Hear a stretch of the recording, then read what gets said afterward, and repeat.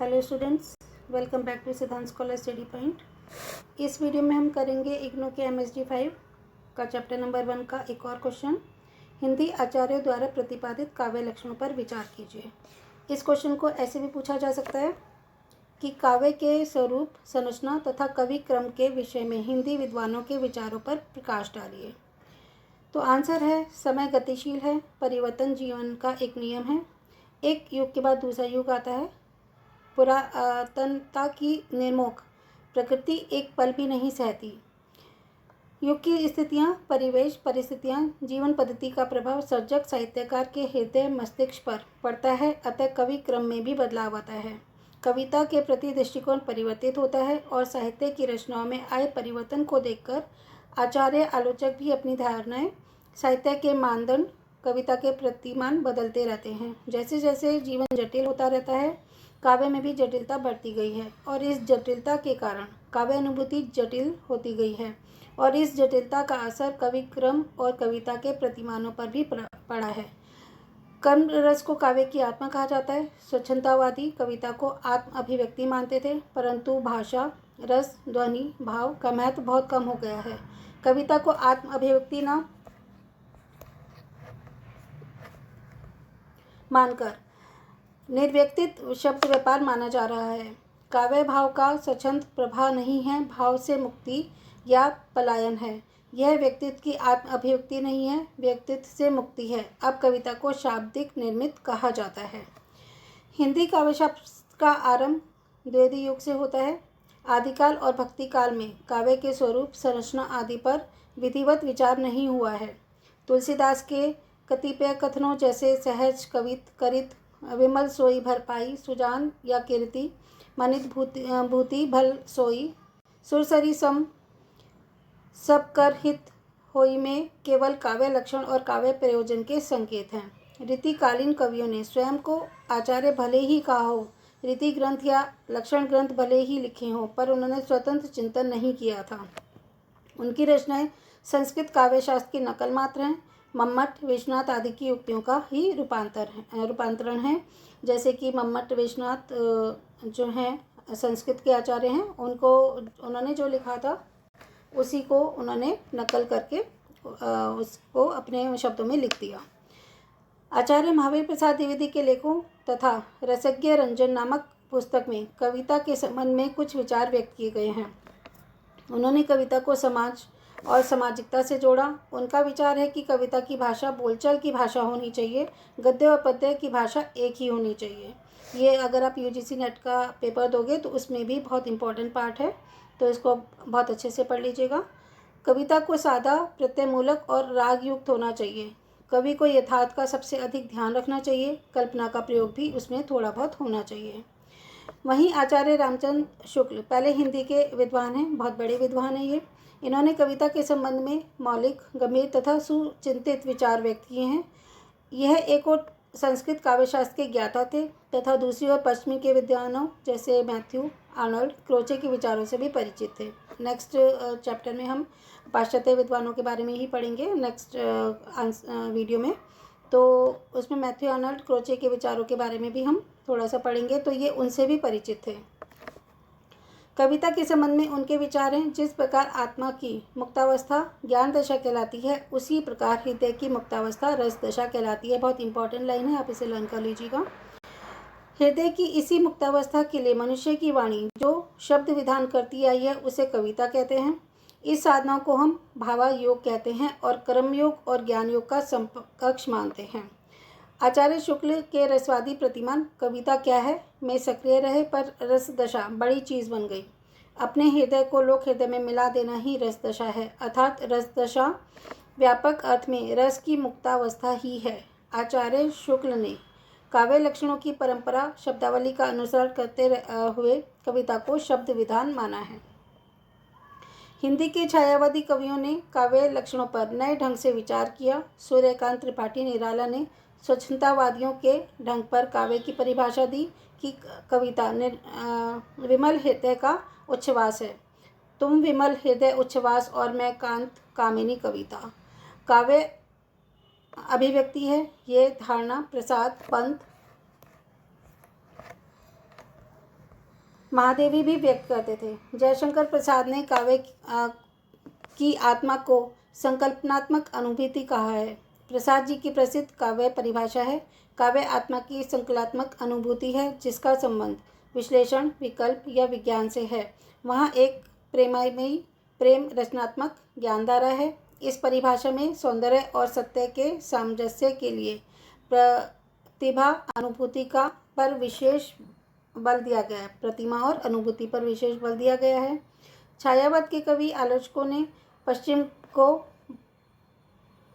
पढ़ा समझा था, पर वे नकल में प्रवृत्त नहीं हुए।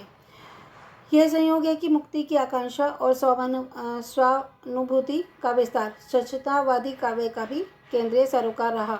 छायावाद के आत्म अभिव्यक्ति सिद्धांत में व्यक्तित्व अनुभूति पर अधिक बल देने के कारण इसकी दृष्टि कवि केंद्रित रही, काव्य केंद्रित नहीं।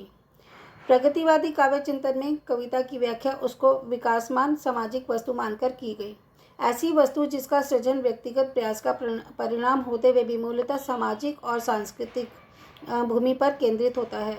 गजानन माधव मुक्तिबोध ने कहा है कि काव्य एक सांस्कृतिक प्रक्रिया है। आज का कवि भावों के अनायास स्वच्छंद अप्रतिहत प्रवाह में नहीं बहता, इसके विपरीत वह किन्हीं अनुभूत मानसिक प्रतिक्रियाओं को ही व्यक्त करता है। वह व्याकुलता या आवेश का अनुभव तो करता है, पर वह अपने आवेश या व्याकुलता को बांधकर नियंत्रित करके ऊपर उठाकर उसे ज्ञानात्मक संवेदन के रूप में या संवेदनात्मक ज्ञान के रूप में प्रस्तुत कर देता है। डॉक्टर रामविलास शर्मा कहते हैं कि काव्य एक महान सामाजिक क्रिया है जो सामाजिक विकास के समानांतर विकसित होती रहती है। कविता सामाजिक यथार्थ का चित्रण करती है।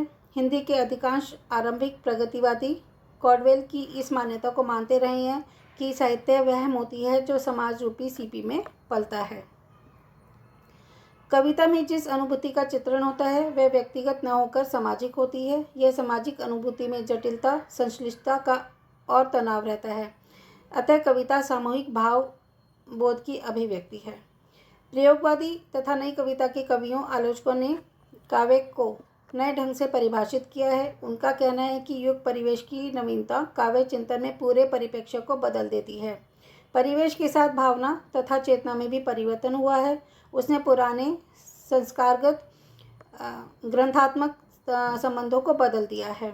अज्ञे ने कहा है काव्य सबसे पहले शब्द है और सबसे अंत में भी यही बात बच जाती है कि काव्य शब्द है। काव्य का 3 शब्द की अर्थवत्ता की सही पकड़ ही कृतिकार को की कृति बनाती है। ध्वनि, लय और छंद आदि के सभी प्रश्न इसी से निकलते हैं और इसी में विलय होते हैं।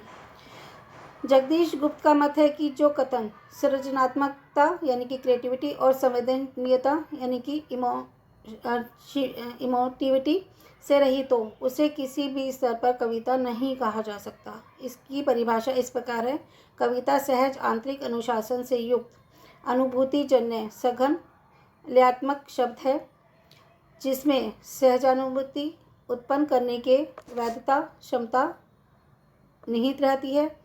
मैं कविता के विषय में कवि के निर्णय को ही अंतिम निर्णय न मानकर श्रोता तथा पाठक और उसकी मान्यता को अनिवार्य समझता हूँ। इस परिभाषा की सबसे बड़ी सीमा है कि यह छायावादी अनुभूति और नई कविता की नई अनुभूति में फर्क करके नहीं चलती। सह अनुभूति तथा सघन लयात्मक शब्दार्थ में विचार भंगिमा का नयापन है, क्योंकि सह अनुभूति रसानुभूति और रसानुभूति का पर्याय न होकर नवीन काव्यानुभूति का ही ये पर्याय मानी जाती है। श्री लक्ष्मीकांत वर्मा नई कविता के प्रसिद्ध सिद्धांतकार और कवि हैं। उनके विचार में कविता आत्मपरक अनुभूति की रागात्मक अभिव्यंजना है और नई कविता लघु मानव के लघु परिवेश की सच्ची अभिव्यक्ति है। गिरिजा कुमार माथुर ने कहा है कि नई कविता का तो लक्षण यही है कि वह अत्यंत जटिल अनुभवों को अत्यंत सहज और सरप्राय रूप में व्यक्त करती है और जटिलताओं को पचाकर उसमें सार्वजनिक सत्य का असल तत्व निकालती है। इस प्रकार कविता जटिल संवेदनाओं की अभिव्यक्ति है। कुंवर नारायण का मत है कि कविता मेरे लिए कोरी भावुकता की हाय है न होकर यथार्थ के प्रति एक प्रौढ़ प्रतिक्रिया की मार्मिक अभिव्यक्ति है। इस काव्य परिभाषा में रोमांटिक दृष्टि का विरोध और एंटी रोमांटिक दृष्टि का समर्थन है। कविता भावना नहीं है, यह बुद्धि प्रेरित व्यापार है। वह अब हृदय की मुक्त अवस्था न होकर बुद्धि की मुक्त अवस्था है। केदारनाथ सिंह ने कहा है कि कविता अपने अनावृत रूप में केवल एक विचार, एक भावना, एक अनुभूति, एक दृश्य और इन सबका कलात्मक संगठन है। कविता में सबसे ज़्यादा ध्यान वे बिंब पर देते हैं, जो बिंब होता है उस पर वो ज़्यादा ध्यान देते हैं। विजय देव नारायण शाही ने कविता को कवि भावनाओं तथा परिवेशगत संघर्ष की उपज माना। नए परिवेश के कारण अनुभूति की जटिलता और संवेदनात्मक उलझावों का समावेश बढ़ा हुआ है और यही आज की कविता का मूल आंतरिक तत्व है। शाही मानते हैं कि नई कविता अभिव्यक्ति नहीं है, निर्मिति है। यह भाव तरंग और संरचना में बदल देती है, जैसे हीरे को क्रिस्टल में बदला जाता है, तो इसी तरह ये भाव तरंग की संरचना में उसको बदल देती है। टी.एस. इलियट तथा आई.ए. रिचर्ड्स, जो कि पाश्चात्य आचार्य हैं, उनके काव्य चिंतन में नई समीक्षा के बीच है। न्यू क्रिटिसिज्म ने माना है कि कविता एक शाब्दिक निर्मिति है, वर्बल आइकॉन है, इसलिए काव्य भाषा को आधार बनाकर कविता पर विचार हुआ है। नई समीक्षा में चिंतन का केंद्र कवि नहीं है, कविता है। कविता की पाठ विश्लेषण प्रक्रिया है, काव्य भाषा है, कलाकृति है। हिंदी आलोचना में न्यू क्रिटिसिज्म के पुरोधा हैं अज्ञे एक महान साहित्यकार हैं। उन्होंने अपने अनेक लेखों कविताओं में ये बात बार बार दोहराई है कि काव्य शब्द है, शब्द का संस्कार ही कृतिकार को कृति बनाता है। आज की कविता में अनुभूति का महत्व तो स्वीकार किया गया है, परंतु उसका अर्थ परंपरागत नहीं है, वह छायावादी काव्य की अनुभूति से भिन्न है। साथ ही आज कविता को शाब्दिक संरचना माना जा रहा है, उसे निर्व्यक्तित शब्द व्यापार कहा जा रहा है। वह रमौनी भाव बोध का निषेध करती है और आज वह हृदय की मुक्तावस्था न होकर बुद्धि प्रेरित है। उसमें भाव के साथ विचारों का भी महत्व है। आज माना जाता है कि कविता पाठक को रिझाती नहीं है, रमणीय अर्थ का प्रतिपादन नहीं करती, वह पाठक के मन को प्रश्नानुकूल बनाती है, खिंचाती है, हमारा चैन भंग करती है। उसमें शब्द और अर्थ का तनाव होता है, वह तनाव नए अर्थ, सौंदर्य और अर्थ संदर्भ को जन्म देता है। वस्तु और रूप के बीच में द्वंद्वात्मक रिश्ता है। तो ये विचार थे हिंदी आचार्यों के।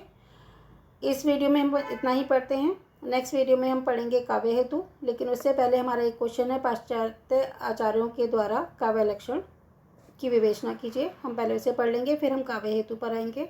इसमें भी काव्य हेतु में भी तीनों तरह के आचार्यों के हमें विचार पढ़ेंगे, जैसे कि संस्कृत आचार्य, हिंदी आचार्य और पाश्चात्य आचार्य। तो इस वीडियो में बस इतना ही। Thanks for watching.